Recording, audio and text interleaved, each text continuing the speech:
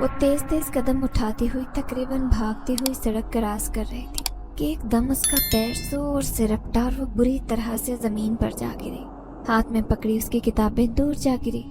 उसके घुटने, कोहनी और हाथ बुरी तरह से चिप। एकदम से उसके पास किसी गाड़ी के ब्रेक लगने की आवाज आई तो उसने खौफ के मारे अपने दोनों कानों पर हाथ रख लिए।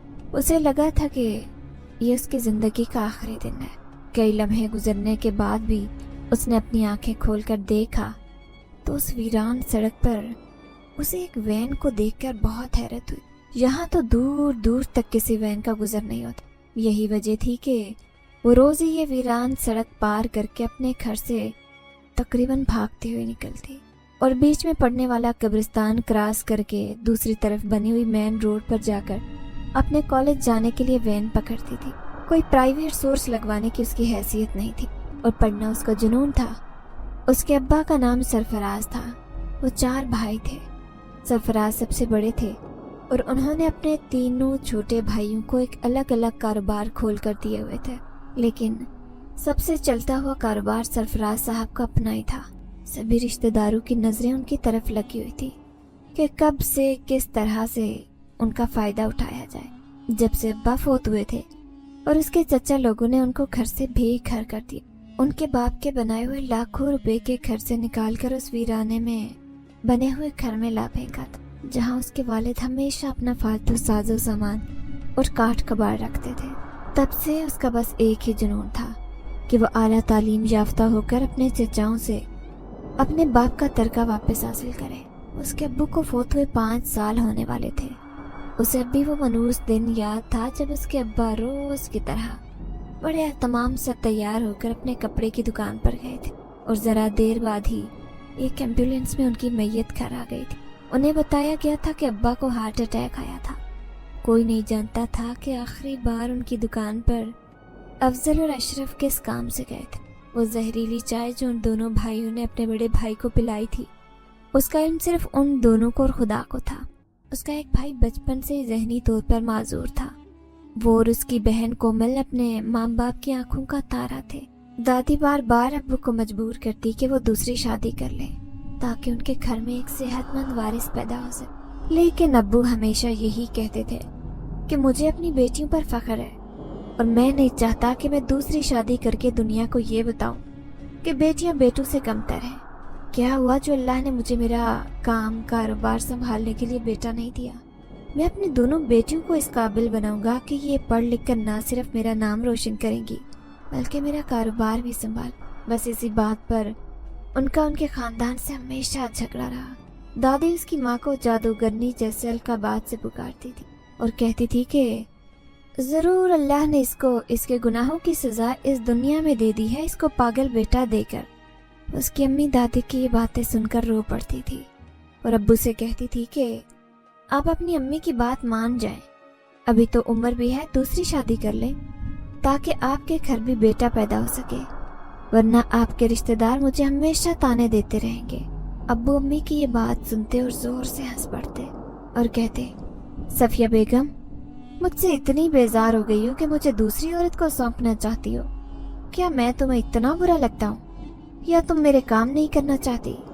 बड़ी खूबसूरती के साथ वो अम्मी को हर बार टाल देते। जब अब्बू फोत हुए तो वह 9वीं क्लास के इम्तिहानात दे रही थी। देखते ही देखते 5 साल गुजर गए थे। उसकी आंखों में एकदम आंसू आ गए। एकदम उसके सर पर खड़े शख्स ने कहा कि मोहतरमा, अगर आपका सोचने का इरादा हो तो सड़क के किनारे बैठकर सोच लें। बीच सड़क में बैठकर सोचना कोई अच्छी बात नहीं। बोलने वाले के लहजे में बेजारी थी। फारिया ने एकदम सर उठाकर उसकी तरफ देखा। आंसू उसके गालों पर फैलने लगे।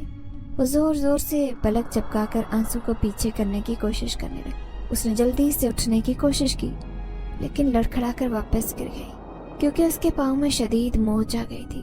ये देखकर अजनबी के चेहरे पर एकदम से नरमी छा गई। जो कुछ देर पहले अचानक सड़क के बीच आ जाने पर उस बेवकूफ लड़की पर गुस्सा करते हुए अपनी वैन से उतरा था, उसने अपना हाथ आगे बढ़ाकर उसको सहारा देने की कोशिश की, जिस पर फारिया सख्त खौफजदा हो गई। उसकी बड़ी बड़ी आंखें खौफजदा होकर और भी हसीन लग रही थी। फारिस के दिल को एकदम से कुछ हुआ। फारिस ने उसको परेशान देखकर किधरे गुस्से से उससे कहा, सड़क पर बैठे रहना है तो मैं वापस चला जाता हूँ, अगर मदद की जरूरत है तो बता दो। फारिया ने अपने छिले हुए हाथों की तरफ देखा और फिर अपने पाँव की तरफ, जो एकदम से सूज भी गया था, और फिर उस अजनबी का हाथ पकड़कर खड़ी हो गई। उसने उसके यूनिफॉर्म को देखकर कहा, अब ऐसी हालत में कॉलेज जाने का तो कोई फायदा नहीं है, तो मुझे अपना घर बताओ, मैं तुम्हें घर छोड़ देता हूँ। फारिया ने हाथ से इशारा करते हुए जंगल की दूसरी तरफ बने हुए मकान की तरफ इशारा कर दी। काफी लंबा मोड़ काट कर सड़क उसके घर की तरफ जाती थी, तो शायद यही वजह थी कि वो जल्दबाजी में जंगल का शॉर्टकट लेकर सड़क पार करके मेन रोड पर जाना चाहती। फारिस उसका हाथ थामकर उसे वैन में बिठाकर उसके घर की तरफ रवाना हो गया। सफिया बेगम ने जब फारिया की फटी हुई यूनिफॉर्म और जख्मी तो एकदम से अपने सीने पर हाथ रखकर खड़ी हो गई। उन्हें लगा कि शायद कोई हादसा हुआ है। फारिस उसे पकड़कर दरवाजे पर खड़ा था। सफिया ने फौरन बेटी को सहारा दिया। शोहर के फौत होने के बाद उनकी दोनों बेटियां उनकी कुल कायनात। वैसे तो वो काफी मजबूत असाब की मालिक थी, लेकिन न जाने कैसे फारिस को देखकर अपने ऊपर काबू नहीं रख और उसे सारी कहानी सुना डाली। फारिस ने उनसे वादा किया कि वो उनकी मदद करेगा। सफिया उससे कहने लगी, बेटा मैं चाय बनाती हूँ, तुम यहाँ बैठो। तो फारिस माजरत करते हुए उठ खड़ा हुआ, कहने लगा कि नहीं खाला जान, मुझे भी किसी ज़रूरी काम से जाना है, मैं फिर कभी चाय पी लूँगा, और अगर आपकी बेटी को कॉलेज जाने के लिए वैन की ज़रूरत हो तो मैं उसी रास्ते से शहर जाता हूँ, मैं इसे अपने साथ ले जा सकता हूँ, आप मुझे उससे पूछकर बता दीजिएगा, मैं अब चलता हूँ। सफिया उसे दरवाजे तक छोड़ने गई। जैसे ही सफिया उसे छोड़कर वापस पलटी तो उसने देखा कि मेज पर फारिस की चाबियां रखी हुई। भागती हुई दरवाजे तक गई, क्योंकि उसे निकले हुए अभी कुछ ही देर हुई थी। दरवाजा खोलते ही वो हैरान रह गई, क्योंकि वहां तो किसी वैन या लड़के का नामो निशान तक नहीं था। उन्होंने चाबियां संभाल कर रख दी कि जैसे ही उसे याद आएगी तो वो ले जाएगा। फारिया अपनी माँ से नाराजगी से कहने लगी, आपको क्या जरूरत थी उस अजनबी इंसान पर इतना भरोसा करने की, उसे अपनी दुख भरी दास्तान सुनाने की। आप जानती हैं कि दुनिया किस किस्म की, हम यहाँ इस वीराने में अकेले रहते हैं। खुदा न खास्ता अगर उसके दिल में कोई बुरा ख्याल आ गया तो। अम्मी आप भी कभी कभी हद कर देती हैं, बच्चों से भी ज्यादा नासमझी की बातें करके। सफिया बेगम के दिल में एक लम्हे को मलाल हुआ, लेकिन उनका दिल कह रहा था कि वो कोई बुरा लड़का नहीं है, बल्कि किसी अच्छे खानदान का है। वो बेटी को डांटते हुए कहने लगी, ज्यादा मेरी माँ बनने की कोशिश मत करो, और कुछ नहीं होता, अल्लाह मालिक है, दुनिया में अभी बहुत अच्छे लोग मौजूद हैं। हर किसी के लिए बदगुमानी न रखा करो दिल में। अब से तुम्हारा ये हाल है, अगर तुम वकील या पुलिस ऑफिसर बन गई तो तुम क्या करोगी। फारिया अपनी माँ की ये बात सुनकर हंसने और कहने लगी, कुछ बनने के लिए अपने पाँव पर खड़ा होना जरूरी है, और मेरे तो देखे दोनों पाँव जख्मी हो गए। इतना लंबा सफर है, कभी कभी तो सोचती हूँ कि शायद मैं अपना ख्वाब कभी नहीं पूरा कर पाऊंगी।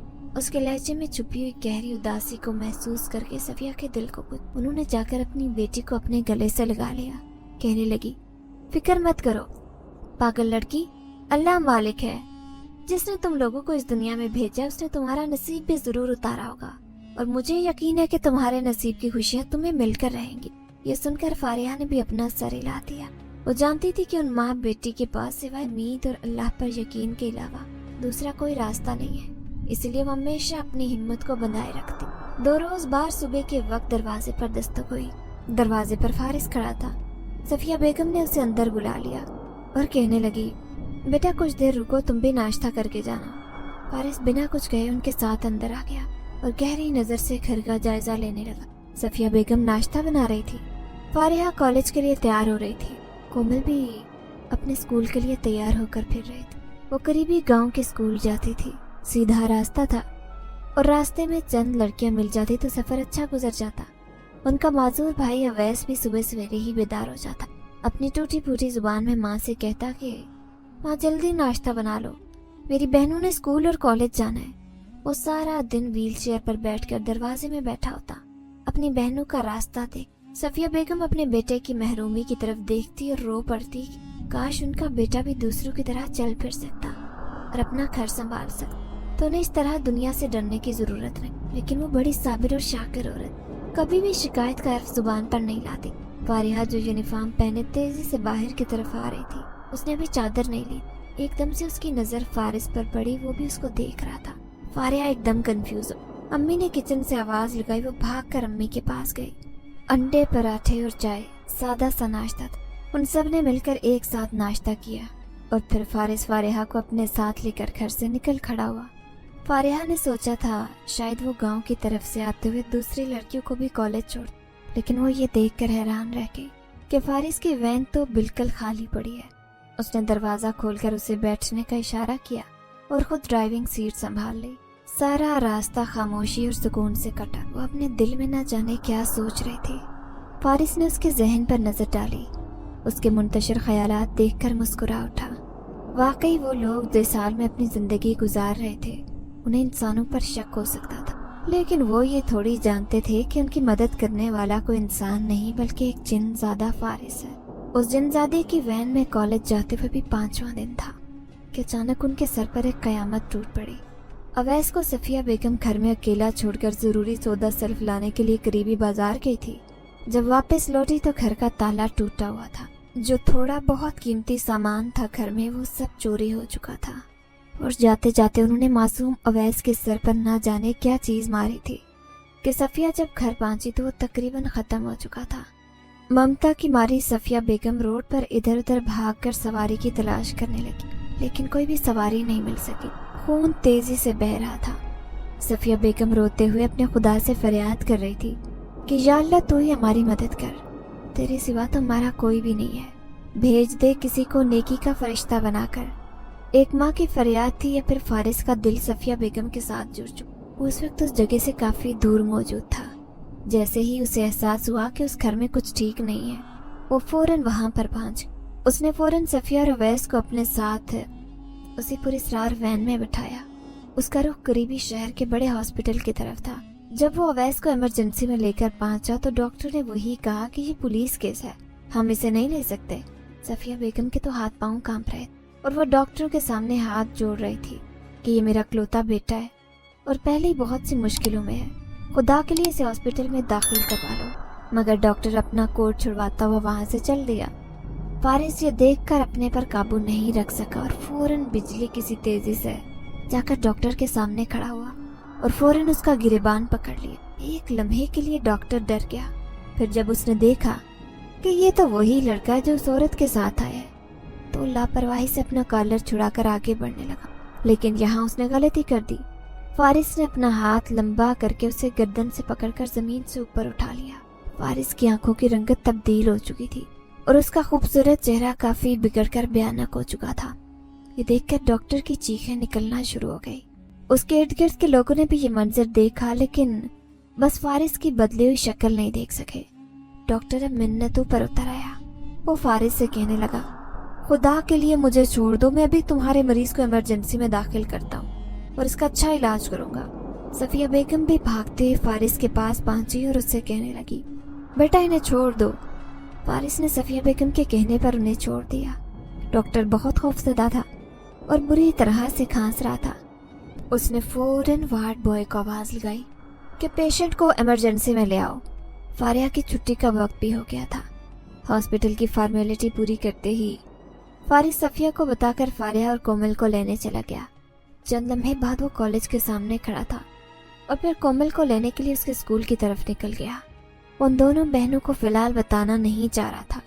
जब गाड़ी घर की तरफ वापस नहीं मुड़ी तो फारिया गुस्से से चिल्लाने लगी, तुम हमें कहाँ लेकर जा रहे हो?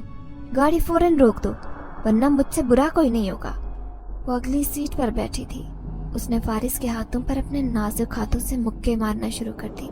फारिस उसकी यह हालत देखकर मुस्कुरा उठा और जेरी लब उसे जंगली बिल्ली कहा। यह सुनकर फारिया का गुस्सा सात आसमान को छूने लगा। फारिस ने एकदम संजीदा लहजे में फारिया से कहा कि अवैस इस वक्त हॉस्पिटल में है, अब दोनों बहनें मेरे साथ हॉस्पिटल जा रही हैं। मुझे आराम से गाड़ी चलाने दें, वरना ये ना हो कि हम तीनों भी हॉस्पिटल ही जा पहुंचे। आखिरी बात उसने निहायत संजीदा लहजे में कही थी। फारिया एकदम परेशान हो गई और कोमल ये सुनकर रोने लगी। फारिया ने कोमल को तसल्ली दी और कहा कि रोना मत, छोटी मैं हूं ना, हमारे भाई को कुछ नहीं होगा। और फिर फिक्रमंदी से फारिस से पूछने लगी कि अवैस को क्या हुआ है। फारिस ने उसे मुख्तसर बता दिया। जब वो लोग हॉस्पिटल पहुंचे तो अवैस की हालत इंतहाई खराब थी। डॉक्टर ने बताया कि वो कोमे में जा चुका है। दोनों बहनें और माँ की हालत बहुत खराब हो गई। घर का वाहिद मर्द उनका सहारा इस हाल में पहुंच चुका था और नहीं मालूम कि ये सब किसने किया था। फारिहा रोते रोते एकदम चिल्लाने लगी, अम्मी, मैंने कहा था ना आपसे कि ये चच्चू लोग हमें यहाँ भी नहीं रहने देंगे। मैंने कहा था आप किसी और जगह चल कर रहते हैं। आपने मेरी एक बात भी नहीं सुनी। उन्होंने अपने रास्ते की आखिरी रुकावट को भी खत्म करने की कोशिश की है। हमारा कोई नहीं है अम्मी, कोई भी नहीं है। उसे इस तरह रोता देखकर दूसरे लोग भी अफसरदा हो गए। फारिस उनसे बिना कुछ कहे बाहर चला गया। दूसरी तरफ उसके बड़े चचा के घर में सब लोग जमा बैठे थे। खवातीन मौजूद नहीं थी। वो सब भाई राजो न्याज की बातें कर रहे थे। अफजल, देखा मैंने क्या किया, हमें ये काम बहुत पहले ही कर देना चाहिए था। अरे बड़ी भाभी तो शुरू दिन से ही अल्लाह मियाँ की गाय है। उन्हें तो डरा धमका कर किसी तरह से कागजात पर साइन करवा सकते हैं, लेकिन वो उनकी बेटी है ना आफत की परकाला, उसको काबू करना बहुत मुश्किल है। अशरफ बोलकर चुप हुआ तो अफजल कहना शुरू हुआ, और भाई साहब ने भी देखो ना क्या काम किया है। अरे जो लड़का अपने पैरों पर खड़ा नहीं हो सकता, ठीक से बात नहीं कर सकता, उसके नाम इतनी जायदाद लगाने की क्या जरूरत थी? और फिर साथ में गार्डियन में अपने साले साहब का नाम दे दिया। वो तो शुक्र है कि बरसों से मुल्क से बाहर है। अगर वो पाकिस्तान पहुंच गए तो सोचो हमारा क्या हश्र होगा। इसीलिए मैंने तो दिल मजबूत करके किस्सा ही तमाम कर दिया। रियाज जो किधर डरपोक था वो कहने लगा, भाईजान, मुझे तो डर ही लग रहा है कि किसी को शक ही ना हो जाए हम पर। अगर ऐसा हुआ तो हम लोग क्या करेंगे? अफजल और अशरफ उसकी बात सुनकर हंसने लगे और कहने लगे, किसको शक होगा? अरे वो पगला अवैस कब्र से निकल कर बताने आएगा कि इस पर हमला किसने किया। छोटी मोटी चोरी डलवा दी है, जब उनका कोई वाली वारिस ही नहीं तो केस कौन चलाएगा? रह गई पुलिस तो हम उसे खुद संभाल लेंगे। पहले भी तो संभाला था ना।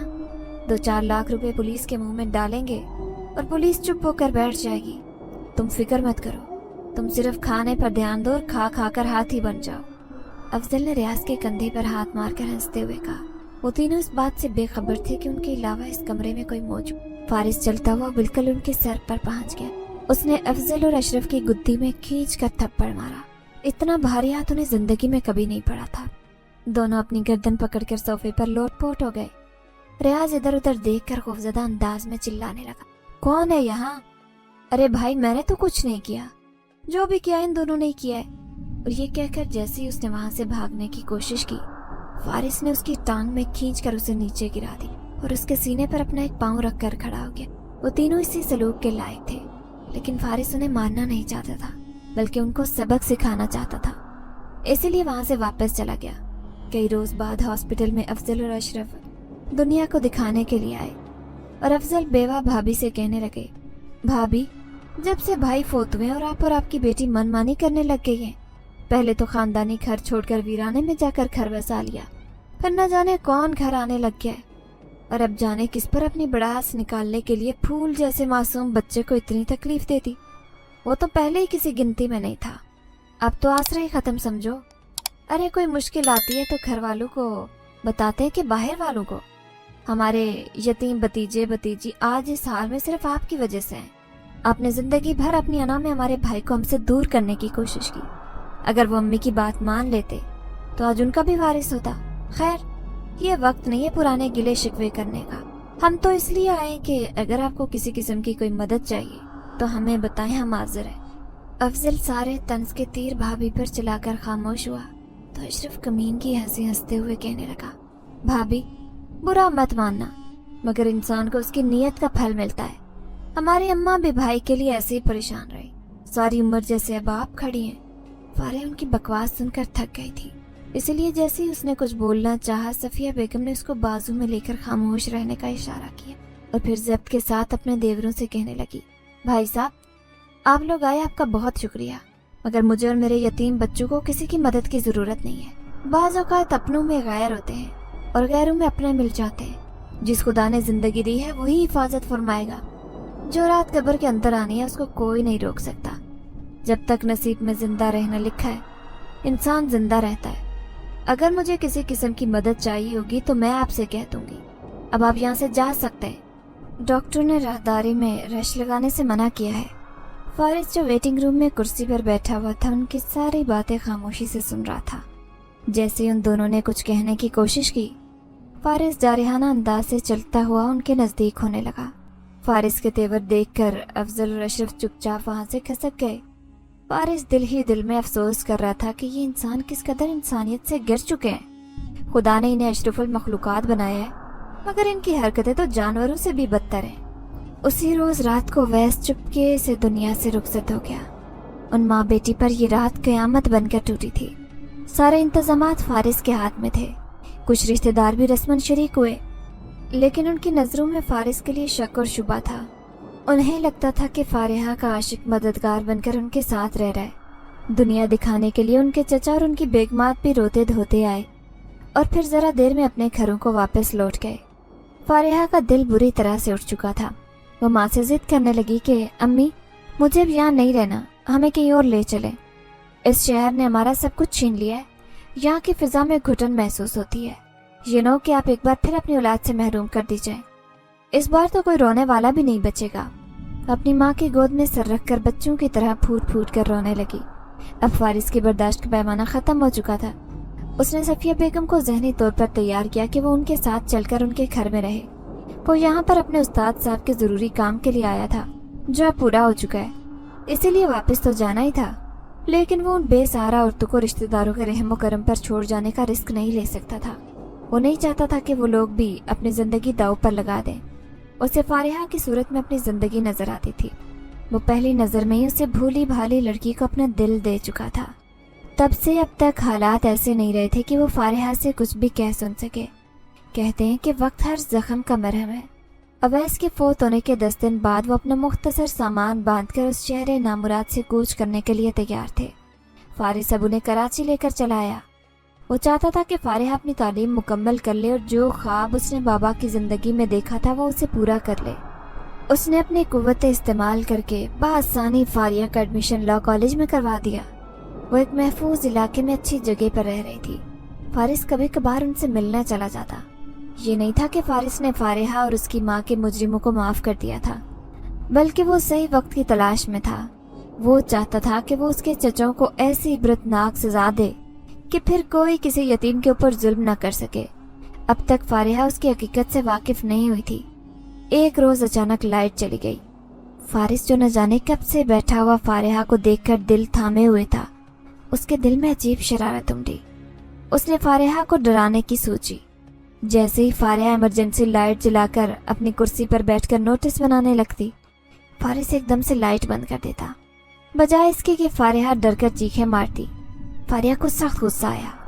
4-5 बार जब इमरजेंसी लाइट बंद हुई और खुली तो उसने गुस्से से चार्जिंग लाइट को नीचे दे मारा। फारिस ये देखकर बड़ा परेशान हुआ। एकदम से फारिहा ने रोना शुरू कर दिया। ये देखकर फारिस के दिल को अचानक कुछ हुआ।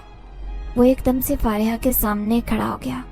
उसके हाथ में जलती हुई मोमबत्ती थी। फारिहा ने जब एकदम अंधेरे में रोशनी देखी तो चौंक कर सर उठाया। उसकी आंखें आंसू से भरी हुई थी। एक लम्हे के लिए दोनों एक दूसरे की तरफ देखते रहे। एक खूबसूरत सा एहसास था। फारिहा ने कभी फारिस को इस नज़र से नहीं देखा, लेकिन उस रोज उसे लगा जैसे दुनिया थम गई हो। अचानक फारिस ने मोमबत्ती को टेबल पर रखा और खुद गायब हो गया। उस लड़की की आंखों में देखना उसके बस की बात नहीं थी। चौंक कर इधर उधर देख रही थी। उसे लगा जैसे उसे नजर का धोखा हुआ है, लेकिन उसे अच्छी तरह याद था कि उसने चार्जिंग लाइट को नीचे मारा था और वह टूट चुकी थी। तो फिर ये रोशनी टेबल पर किसने रखी? कोई मोमबत्ती? फारिस एकदम से कहाँ चला गया? वो बेचैन होकर उठी। एकदम से लाइट भी आ गई। फारिया भागती हुई फ्लैट के दरवाजे तक गई तो ये देखकर उसे हैरत का झटका लगा कि दरवाजा अभी तक अंदर से बंद है। उसने पूरा घर छान मारा, लेकिन फारिस उसे कहीं नजर नहीं आया। तो अपना सर पकड़कर सोफे पर बैठ गई और खुद से कहने लगी कि मुझे क्या हो गया है? मुझे इस दुनिया से कोई उम्मीद नहीं रखनी, क्योंकि मुझे अपनी लड़ाई खुद लड़नी है। मुझे मालूम है कि फारिस मुझे अच्छा लगता है, लेकिन मेरे पास इस सब का वक्त नहीं है। मुझे अपने बाप और भाई की मौत का बदला लेना है। उसने बड़े बेदर्दी से आंसू साफ कर लिए। फारिस बालकनी में खड़ा हुआ उस पागल लड़की को देख रहा था, मगर ये सुनकर उसे अच्छा लगा कि वो अकेला ही उसकी मोहब्बत में गिरफ्तार नहीं था, बल्कि वो भी उसके लिए वही सब कुछ महसूस कर रही थी। उसके दिल में जैसे सुकून सा भर गया। अचानक कुछ ऐसा हुआ कि तबरेज शाह ने जैसे उसे आवाज दी हो। वो फौरन उनके पास चला आया। तबरेज शाह के पास बहुत सारे नेक जन्नात मौजूद थे जो उनके नेक कामों में उनकी मदद करते, और फारिस उनमें सबसे बेहतरीन था। उसकी मदद से वो अच्छों को सुधार कर गरीबों की मदद किया करते। وہ کافی دن سے دیکھ رہے تھے کہ فارس کچھ کھویا کھویا سا ہے، ہر چند روز بعد وہ کہیں غائب ہو جاتا ہے۔ انہوں نے بڑے پیار سے فارس سے پوچھا، فارس تم میرے لیے میرے بیٹے کی طرح ہو، یہ تم آج کل کن چکروں میں ہو، مجھے نہیں بتاؤ گے؟ انہوں نے مسکراتے ہوئے نرمی سے سوال کیا۔ فارس نے ایک نظر ان کی طرف دیکھا اور ان کے پرنور چہرے سے نظریں ہٹا کر نیچے دیکھنے لگا۔ اس کی خاموشی انہیں بہت کچھ سمجھا گئی۔ تبریز شاہ کسی سوچ میں گم ہو گئے۔ انہوں نے کچھ دیر بعد فارس کو ایک شخص کی مدد کرنے کے لیے اسے دور دراز علاقے میں بھیجا اور تاکید کی کہ وہاں پر موجود بدی کی طاقتوں کو شکست دینے کے بعد ہی واپس لوٹے۔ یہ سن کر فارس کے چہرے پر پریشانی کے اثرات نظر آنے لگے۔ تبریز شاہ نے گہری نظر اس کے چہرے پر ڈالی اور کہنے لگے کہ میں تمہیں اجازت دیتا ہوں کہ تمہیں جس سے مل کر آنا ہو آ جاؤ، مگر یاد رکھنا کہ تم ایک جن زادے ہو، تمہاری کچھ حدود ہیں۔ فارس نے ان کے لہجے کی ناراضگی محسوس کر لی تھی، لیکن دل کے ہاتھوں مجبور ہو کر وہ بنا کچھ کہے وہاں سے پلٹ گیا۔ تھوڑی دیر بعد وہ فارحہ کی فلیٹ کی گھنٹی بجا رہا تھا۔ امی اور کومل واپس آ چکی تھی۔ صفیہ نے فارحہ کے چہرے کی طرف دیکھا تو اسے اندازہ ہوا کہ وہ روتی رہی ہے۔ وہ اس سے کچھ پوچھنے ہی والی تھی کہ کومل نے دروازہ کھولا تو فارس وہاں کھڑا تھا، ان سب کے لیے کچھ نہ کچھ لے کر آیا تھا۔ فارحہ اسے دیکھ کر بے چین سی ہو گئی، لیکن اس نے ظاہر نہیں کیا۔ وہ کچھ دیر ان کے ساتھ بیٹھا، ہلکی پھلکی بات کر کے وہاں سے واپس چلا آیا۔ فارحہ اسے دروازے تک چھوڑنے آئی تھی۔ فارس نے اس کے چہرے کی طرف دیکھ کر کہا کہ معلوم نہیں اب تم سے کب ملاقات ہوگی، لیکن شاید نہ بھی ہو، لیکن مجھے تمہیں کچھ بتانا ہے۔ وہ ایک لمحے کو چپ ہوا، گہری سانس لے کر اپنی جیب سے خوبصورت کنگن نکال کر فارحہ کے ہاتھ پر رکھا اور کہنے لگا، یہ میں نے تمہارے لیے بنوایا تھا، لیکن کبھی اتنا موقع ہی نہیں ملا کہ تمہیں کچھ بتا سکوں۔ اگر تمہیں کبھی میری ضرورت محسوس ہو تو صرف اسے پہن کر مجھے آواز دے لینا، میں آ جاؤں گا۔ فارحہ بے یقینی سے اس کی طرف دیکھ رہی تھی۔ اسے کبھی کبھی شک ہوتا کہ فارس ہر جگہ بنا بتائے کیسے پہنچ جاتا ہے، کہیں وہ کوئی۔ فارس اس کی طرف دیکھ کر مسکرایا اور اگلے ہی لمحے دھواں بن کر وہاں سے غائب ہو گیا۔ خوف کی ایک سرد لہر فارحہ کے جسم کو چھو کر گزر گئی۔ اس کے ہاتھ کانپ رہے تھے۔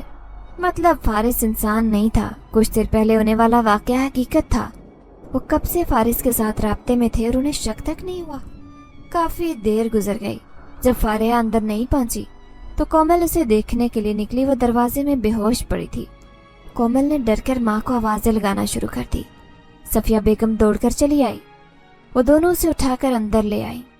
ذرا دیر میں جب اسے ہوش آیا تو پریشانی سے اپنی ماں اور بہن کو دیکھنے لگی۔ صفیہ نے پوچھا کہ بیٹا کیا ہوا تھا؟ تم تو فارس کو چھوڑنے گئی تھی، لیکن دروازے پر ہی بے ہوش ہو کر کیوں گر گئی؟ تمہاری طبیعت تو ٹھیک ہے نا بیٹا؟ اگر ضرورت ہے تو چلو ڈاکٹر کے پاس چلتے ہیں۔ فارحہ نے اپنی ماں سے کہا، امی میں بالکل ٹھیک ہوں، بس ذرا کمزوری سے چکر آ گئے تھے۔ اس نے اپنی ماں سے بالکل چھپا لیا۔ صفیہ کی نظر اس کے ہاتھ پر پڑی جہاں فارس کا دیا ہوا کنگن تھا۔ اس نے سوالیہ نظروں سے بیٹی کی طرف دیکھا تو اس نے مسکرا کر گردن جھکا لی اور انہوں نے سکون بھرا سانس لیا۔ لیکن امتحان کی کھڑی ابھی ختم نہیں ہوئی تھی۔ افضل کو معلوم ہو گیا تھا کہ فارحہ وکالت کے آخری سال میں ہے، اس لیے دونوں بھائیوں کے ساتھ مل کر منصوبہ بنایا کہ اگر ان کی بھتیجی وکیل بن گئی تو سب سے پہلا کام اپنے باپ کی جائیداد میں سے اپنا حصہ لے گی، اور پھر اپنے بھائی کے قاتلوں کی تلاش میں اگر وہ ان تک پہنچ گئی تو ان کی ساری محنت پر پانی پھر جائے گا۔ اس لیے بہتر یہی ہے کہ ان ماں بیٹیوں کو ختم کروا کر اپنے سر سے لٹکتی خطرے کی تلوار سے ہمیشہ کے لیے نجات حاصل کریں۔ اس بار وہ کوئی بھی خطرہ مول لینا نہیں چاہ رہے تھے، اس لیے انہوں نے ایک ایسے شخص کا انتخاب لیا جو پیسے لے کر یہ کام سر انجام دے سکے۔ وہ شخص ایک ٹارگٹ کلر تھا اور بہت صفائی سے اپنے شکار کو ٹھکانے لگاتا تھا کہ پولیس بھی اس تک نہیں پہنچ پاتی۔ افضل اس کے پاس جا پہنچا۔ یہ سارا گندا علاقہ تھا جہاں پر خطرناک چہروں والے لوگ ہر جگہ دکھائی دیتے۔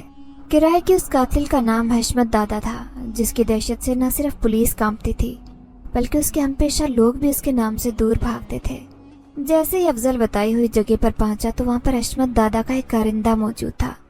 اس نے کڑے تیوروں کے ساتھ افضل سے کچھ سوال کیے، پھر اسے یہ کہہ کر اپنے ساتھ لے گیا کہ اگر کوئی چالاکی کرنے کی کوشش کی تو ان گلیوں سے تمہاری لاش بھی باہر نہیں جا سکتی۔ یہ سن کر تو افضل کی سانس وہیں خشک ہو گئی، لیکن اس نے سوچا کہ اگر وہ اپنی بھابھی اور بھتیجوں کو نہیں مروائے گا تو پھر جلدی فارحہ اس کا یہی انجام کرے گی۔ وہ اپنے دل پر پتھر رکھ کر اس آدمی کے پیچھے حشمت دادا سے ملنے پہنچ گیا۔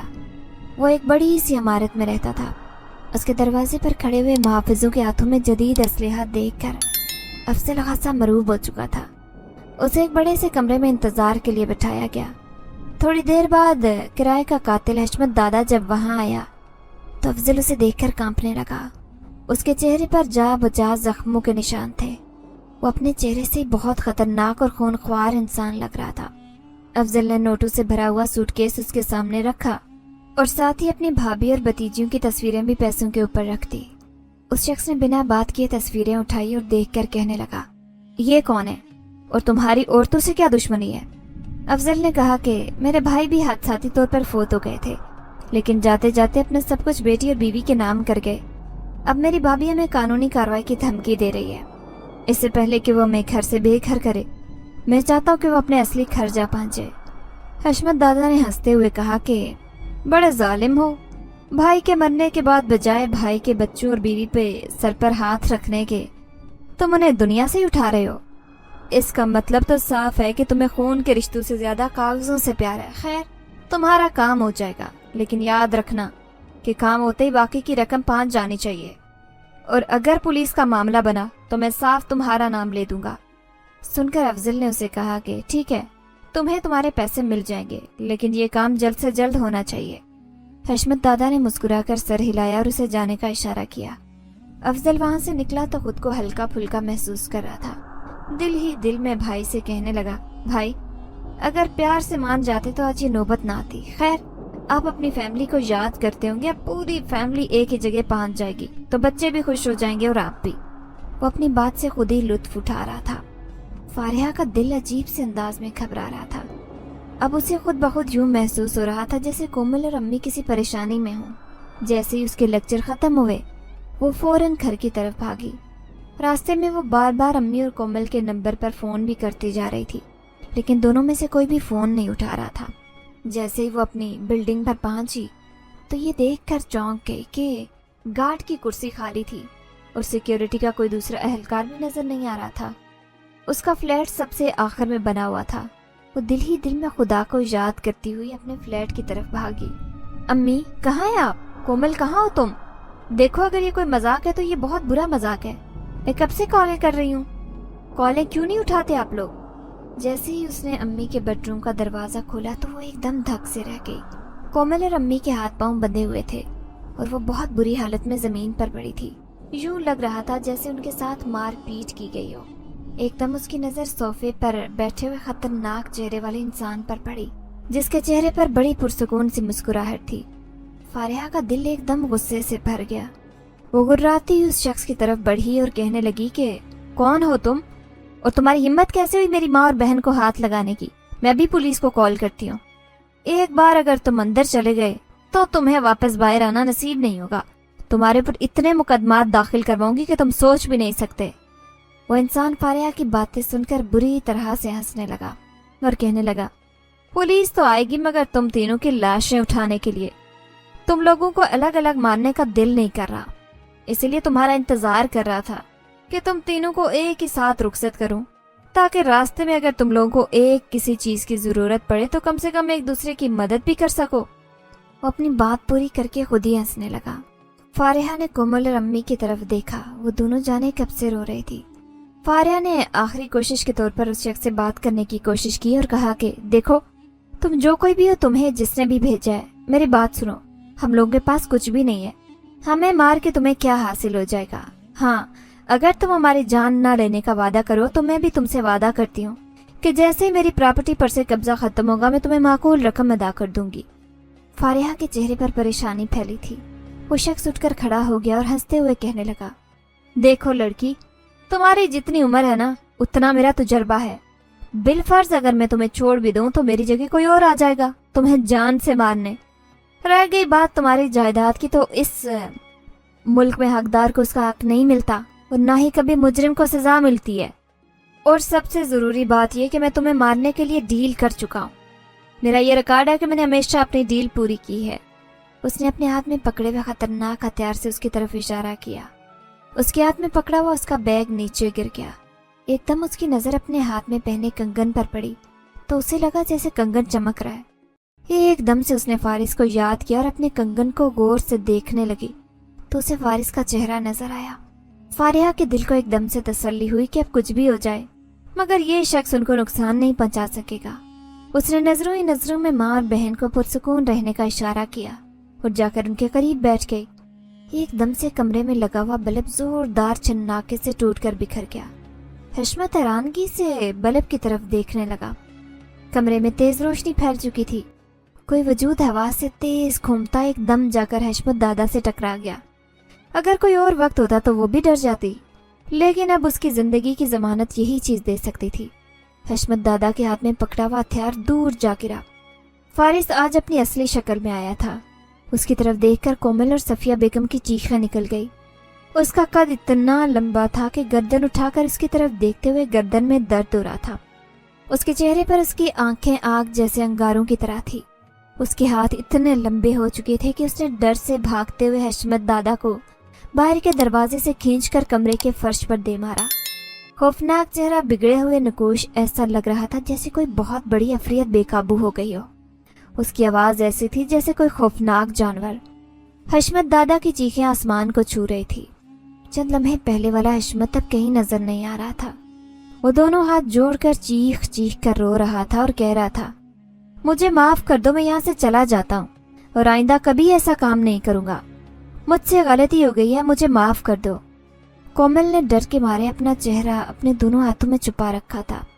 اس کے منہ سے سسکیاں نکل رہی تھی۔ صفیہ بیگم شدید صدمے میں تھی۔ صرف فارحہ اپنے دل کو مضبوط کیے ہوئے فارس کا یہ روپ دیکھ رہی تھی۔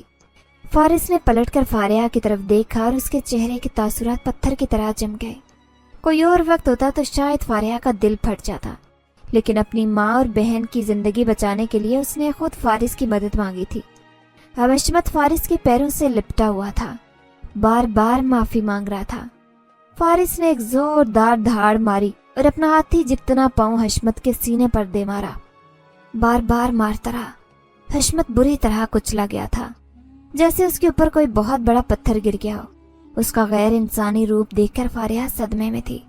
فارس نے فارحہ کو بتایا کہ اس گنڈے کو یہاں بھیجنے والے اس کے چچا ہیں اور اس کے باپ اور بھائی کو قتل کرنے والے بھی اس کے چچا ہیں۔ فارحہ نے شکایتی نظروں سے ماں کی طرف دیکھا۔ فارس اس کے جواب کا منتظر تھا۔ فارحہ نے گردن ہلا کر اجازت دے دی۔ صفیہ بیگم کے چہرے پر خوف کے اثرات تھے۔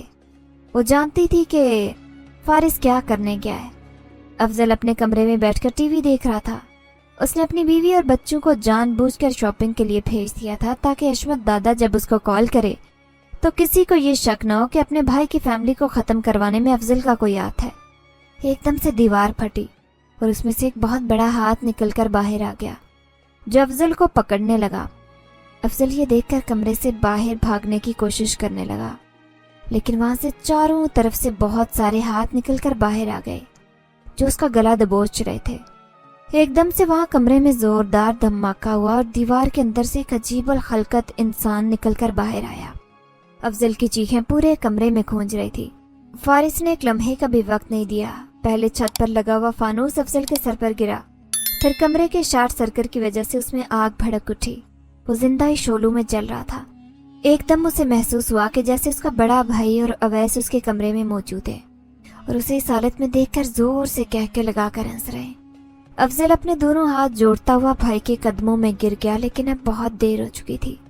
یہی حال باقی دونوں بھائیوں کا بھی ہونا تھا۔ اشرف کی گارمنٹ فیکٹری میں آگ لگ گئی اور وہ اپنے کیبن میں جل کر راکھ ہو گیا۔ تیسرا بھائی نشے میں دھت تھا کہ اس کے فلیٹ کی گھنٹی بجی۔ جیسے ہی اس نے دروازہ کھولا، وہاں پر ایک خوبصورت لڑکی کھڑی تھی۔ اسے دیکھ کر وہ اپنا آپ کھو بیٹھا اور اسے گھر میں لے آیا۔ جیسے ہی لڑکی گھر میں داخل ہوئی، وہ دروازہ بند کرنے گیا۔ ایک دم سے فارس اصلی روپ میں آ گیا۔ اس کی نظروں کے سامنے اویس کا معصوم چہرہ آیا تو اس نے اپنے ہاتھ میں پکڑی شیشے کی بوتلوں سے حملہ کر کے اسے بھی اس کے بھائیوں کے پاس پہنچا دیا۔ اگلی صبح اخبار میں خبر تھی کہ 3 بھائیوں کا پراسرار قتل۔ پولیس کو اسرار ڈھونڈنے میں ناکام۔ خاندانی ذرائع کے مطابق کچھ عرصہ پہلے سرفراز صدیقی معروف تاجر اچانک فوت ہو گئے تھے۔ کچھ لوگ کہتے تھے کہ ان کو ہارٹ اٹیک نہیں ہوا بلکہ زہر دیا گیا تھا۔ آج ان کے 3 بھائی بھی اپنے اپنے گھروں میں مردہ پائے گئے تھے۔ کسی بھی انسان کی موجودگی کے شواہد نہیں ملے تھے۔ فارحہ نے اس کی مدد سے حشمت دادا کی لاش اپنے فلیٹ سے غائب کروا دی تھی۔ उसकी लाश भी मिल चुकी थी। सफिया बेगम अपनी दोनों बेटियों को जिंदा सलामत देखकर खुदा का शुक्र अदा कर रही थी। अचानक वहाँ तेज गुलाब की खुशबू महसूस हुई और फारिस ने उन सबको सलाम किया। कोमल उसे देखकर डर रही थी, लेकिन सफिया बेगम ने कहा कि बेटा, इससे डरो मत, ये हमारा मोहसिन है जिसने हमें हमारे अपनों के शर से बचाया है। उन्होंने फारिस का बहुत शुक्रिया अदा किया। फारिहा खामोशी से फारिस को देख रही थी। फारिस ने सफिया बेगम से इजाज़त ली और कहा कि मैं यहाँ जिस मकसद के लिए आया था वो पूरा हो चुका है। मेरे उस्ताद मोहतरम ने एक खास अमल के लिए मुझे कुछ जिम्मेदारी सौंपी थी। इसी बीच मुझे आप लोग मिल गए। मेरी वापसी का वक्त हो गया है। आप लोगों को जब भी मेरी ज़रूरत पड़े तो मुझे याद कर लेना। फारिस का दिल बहुत उदास था। उसने महसूस किया था कि जब से फारिहा ने उसके असली रूप में उसे देखा है, वो उसकी खौफनाक शक्ल सूरत की वजह से उससे बहुत दूर जा चुकी है। फारिहा उठकर टेरेस पर चली गई। फारिस उसके पीछे खड़ा था। तुम जा रहे हो? फारिहा ने नाराजगी से पूछा। क्योंकि ये दुनिया दिल और जज्बात नहीं देखती बल्कि शक्ल और सूरत देखती है, फारिस ने गहरे दुख से कहा था। एकदम से फारिहा बिना कुछ कहे उसके सीने से लग गई। वो दोनों काफी देर तक खामोश खड़े रहे। फारिस ने उसे खुद से दूर किया और कहा कि मैं जानता हूँ तुम्हारी बहुत सी जिम्मेदारियां हैं और तुम्हें अपने बाप का ख्वाब भी पूरा करना है। तुम हमेशा मुझे अपने करीब पाओगी। जिंदगी के हर मोड़ पर जब तुम्हें मेरी जरूरत हो मुझे याद करना। मैं मरते दम तक अपनी दोस्ती निभाऊंगा। फारिहा ने उसकी आंखों में देखकर कहा, दोस्ती या मोहब्बत? फारिस तलखी से मुस्कुराया और उसके माथे पर प्यार करके कहने लगा, जो तुम्हें ठीक लगे। वो चुप खड़ी उसे देखती रही। फारिस ने मुस्कुराकर उसकी तरफ हाथ हिलाया और आसमान की तरफ उड़ गया। फारिहा अपने शहर की सबसे मशहूर वकील है। वो चुन चुन कर यतीमों और बेवाओं के केस लेती है, उनको इंसाफ दिलाती है। उसे अपनी बाप की जायदाद में उसका हिस्सा मिल गया, जिससे उसने अपनी फर्म खोली है। वो बाकायदगी से बाप और भाई की कब्रों पर जाती है। अक्सर उसे अपने पास गुलाब के इत्र की तेज खुशबू महसूस होती है तो उसका दिल बेचैन हो जाता है। फारिस हमेशा उसके साथ है लेकिन उसके सामने नहीं आता। कोमल की शादी हो चुकी है और सफिया बेगम रोज फारिहा को भी शादी के लिए कहती है तो उसकी आंखों के सामने फारिस का चेहरा आ जाता है। वो मेहरबान जिनज़ादा जिसने उसे मोहब्बत के मायने सिखाए। उसका दिल कहता है कि एक दिन फारिस उसके पास वापस पलटकर जरूर आएगा। आपको क्या लगता है कि फारिस और फारिहा का मिलन हो जाएगा या दोनों ऐसे ही तन्हा अपनी जिंदगी गुजार देंगे?